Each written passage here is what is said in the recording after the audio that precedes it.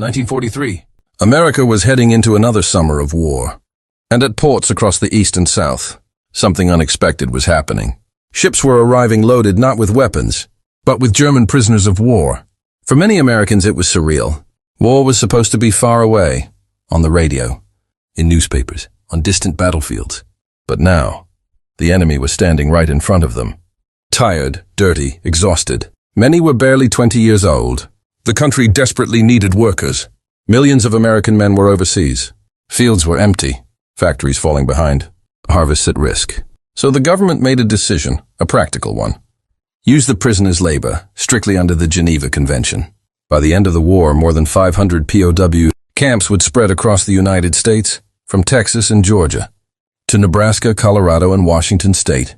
Surrounded by barbed wire and watchtowers, yes. But inside, order, structure, and surprisingly humane conditions. When the first columns of German prisoners marched inside, many simply froze. They had expected brutality, shouting gods, starvation. But they saw clean barracks, organized streets, hot food, showers. "What is this place?" someone whispered. American officers spoke calmly. No screaming, no threats, just firm instructions. "Stand in line. You'll all get your set." To the prisoners it felt like stepping into another world. Many had come from the chaos of North Africa or bombed out Europe. From months of hunger, confusion, fear. And here, they were being treated with a level of dignity that shocked them. One young soldier murmured, "If this is our enemy, then what does that say about everything we were told?" That night, as lights along the fences flickered on, the camp settled into routine. But most of the prisoners lay awake, realizing they had just seen a version of America they never believed existed. And they had no idea yet that their labor would soon help keep the United States alive during the darkest years of the war. When the sun rose over the camp the next morning, the prisoners saw America in a way they hadn't expected. Rows of wooden barracks stood neatly aligned. Paths were swept clean. Water towers, workshops, medical buildings, everything looked organized, almost peaceful. For German soldiers who had lived through North Africa, Sicily, and the collapsing Eastern Front, this place felt unreal. As they were marched to the mess hall, the smells hit them first. Fresh bread, cooked vegetables, and something almost mythical to a German soldier in 1943, coffee. Real coffee. Inside, the prisoners sat cautiously, waiting for the harsh tone they were used to in Europe. But instead, American guards simply pointed, "Move along. Take what you need. Keep the line moving." Plates were filled with eggs, potatoes, fruit. Some POWs stared at the food in disbelief. One whispered under his breath, "Back home, a meal like this would feed a family." Nobody answered. They didn't need to. The looks on their faces said everything. Later, in the camp's common area, they received something even more unexpected. Money. Not much. 80 cents a day for labor, according to the Geneva Convention. But it could be used at the camp canteen. When the doors opened, the room buzzed with disbelief. Shelves lined with soap, stationery, razor blades, chocolate, and a drink most Germans had never tasted, Coca-Cola. One prisoner picked up a bottle, held it to the light, and quietly said, "This is what we were fighting against?" Others stood silently, looking at the abundance. The order, the ease of American life. In Germany, cities were already under air raids. Food was rationed.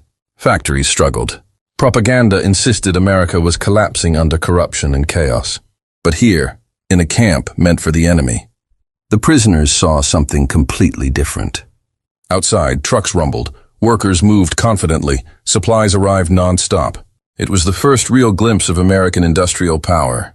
Clean, constant, and seemingly endless. That night, back in their bunks, most prisoners didn't talk. They lay awake, processing the shock of the day. Some thought of home. Some thought of the lies they had been told. And some realized something far more unsettling. America wasn't just a distant country. It was a machine, huge, organized, and capable of things Germany could no longer compete with. For the first time, they understood why the war might already be lost. Within weeks, the purpose of the prisoners became clear.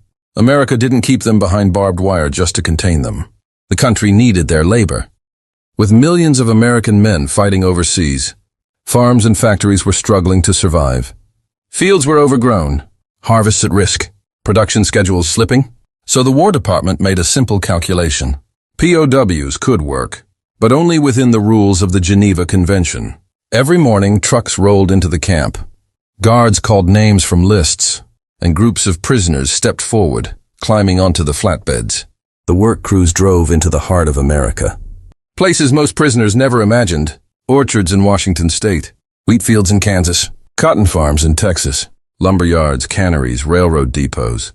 For young men raised on Nazi propaganda, the experience was disorienting. They expected hatred, spitting, insults. Instead, many American civilians greeted them with cautious curiosity.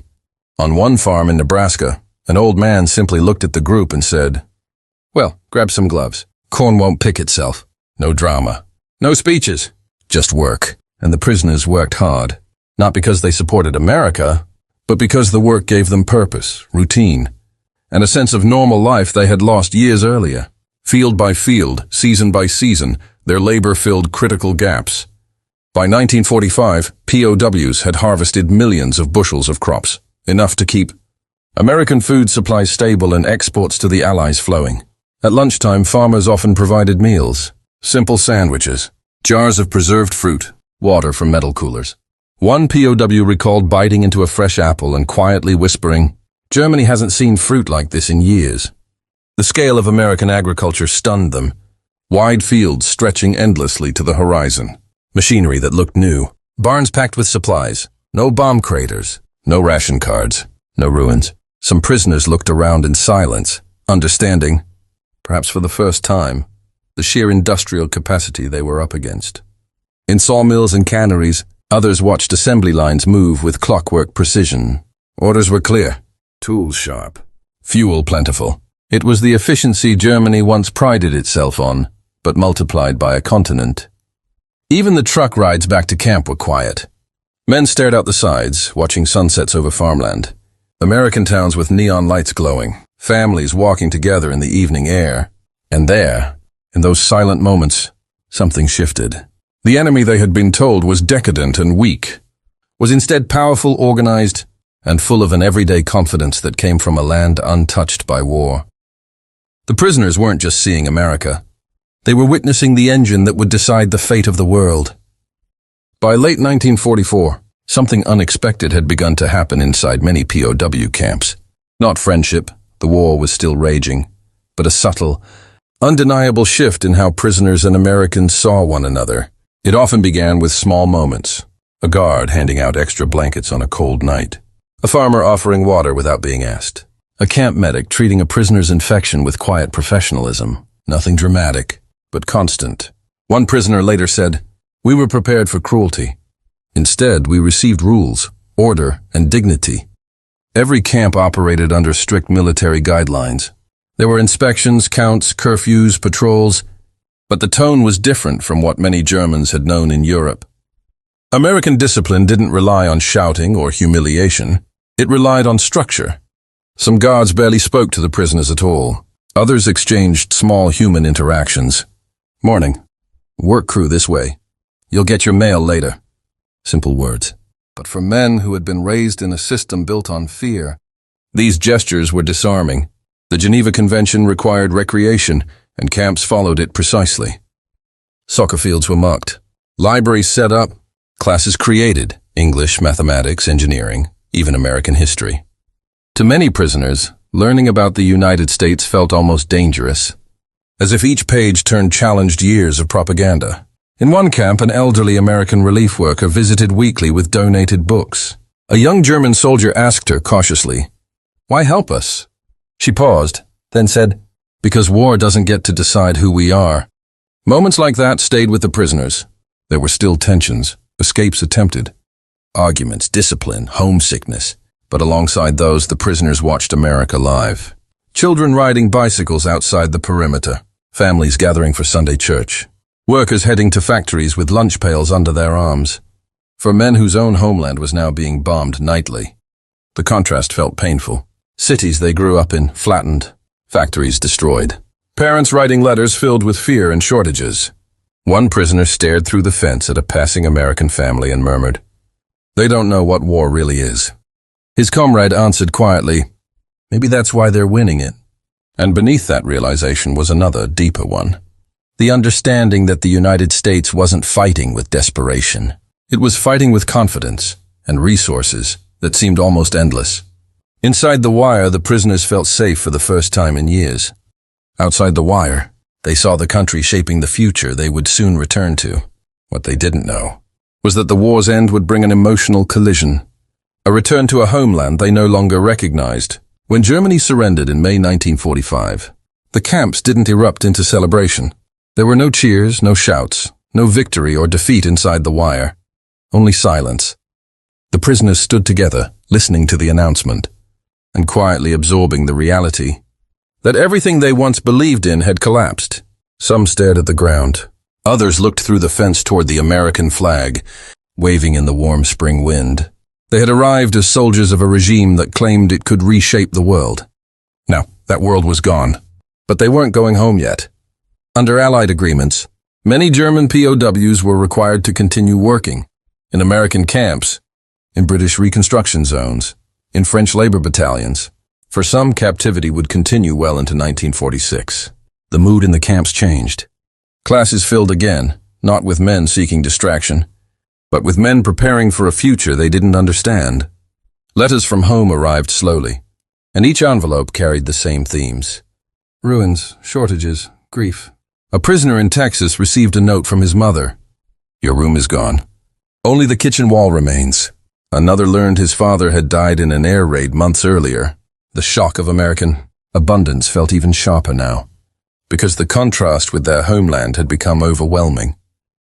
The guards, many of whom were ready to return to civilian life themselves, treated the prisoners with the same routine professionalism. One guard, when a prisoner broke down reading a letter, simply placed a hand on his shoulder and said, "Sorry, pal. Really am." No speeches, just humanity. When repatriation finally began, the camp gates opened one last time. Prisoners filed out carrying small bags, a few clothes, letters, drawings, English textbooks, sometimes a Coca-Cola bottle kept as a souvenir. As they boarded the trucks, many looked back, not because they wanted to stay, but because they knew what awaited them on the other side of the Atlantic.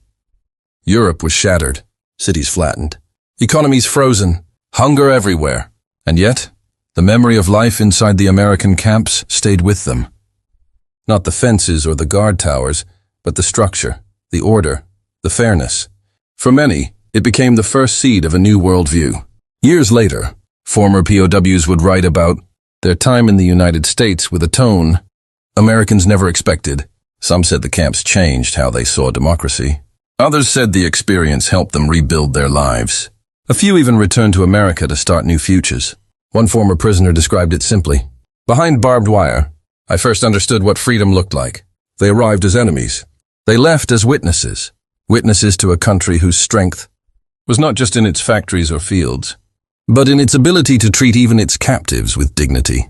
And that legacy, quiet, rarely discussed, but deeply human, became one of the most unexpected stories of World War II.